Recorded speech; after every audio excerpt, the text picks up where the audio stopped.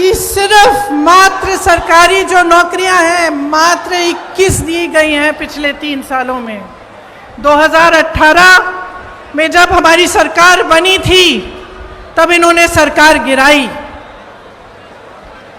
उससे पहले इनकी सरकार 10 सालों से चल रही थी, उससे ज़्यादा। आज 18 सालों से इनकी सरकार है और ये परिस्थितियां हैं। तो चुनाव के पहले ये कहने का क्या फ़ायदा है कि हम फलां स्कीम बनाएंगे, हम महिलाओं को कुछ देंगे, हम नौजवानों को रोज़गार देंगे। क्या फ़ायदा है? 18 साल से तो आप सरकार में रहे हैं, तब तो आपने कुछ दिया नहीं।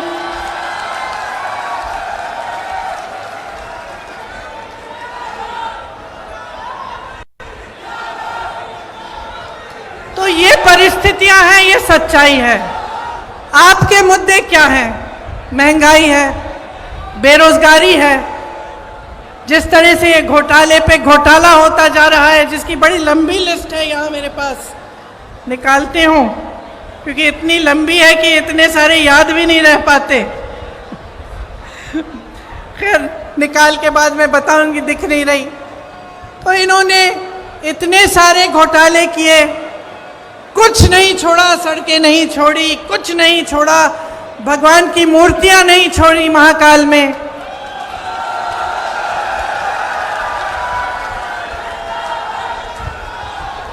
देखिए,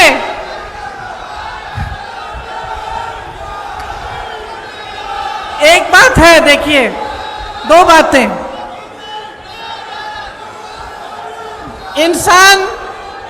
इंसान की जो नींव होती है ना, उसी तरह की नीयत होती है, और उसी तरह से जो सरकार होती है उसकी जो नींव होती है उसी तरह की नीयत होती है। ये जो सरकार इन्होंने हमारी सरकार गिरा के बनाई, इसकी नींव ही गलत थी। पैसों से खरीदी सरकार है।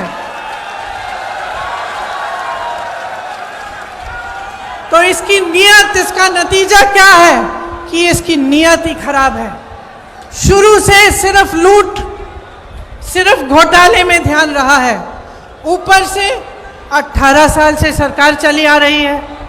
अब आप बताइए, 18 सालों के लिए जिसके पास सत्ता होती है उसको क्या होता है? 18 सालों से सत्ता में रहने से अहंकार होता ही होता है, और इस कदर होता है कि जो आसपास के अधिकारी होते हैं, जो साथी होते हैं, वो भी सच्चाई नहीं बताते। तो 18 सालों में नेताओं की ये आदत अक्सर हो जाती है कि वो सोचने लगते हैं कि सत्ता तो हमेशा ही उनके साथ रहेगी, और जब हमेशा सत्ता साथ रहेगी तो काम करने की क्या जरूरत है भैया? कोई पूछने वाला तो है नहीं।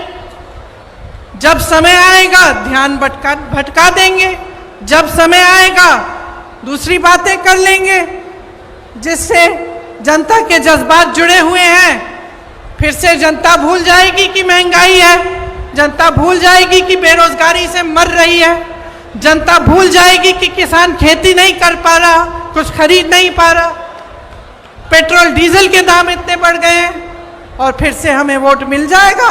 18 क्या 5 साल और हम सत्ता में रहेंगे, हमें कुछ करने की जरूरत नहीं है।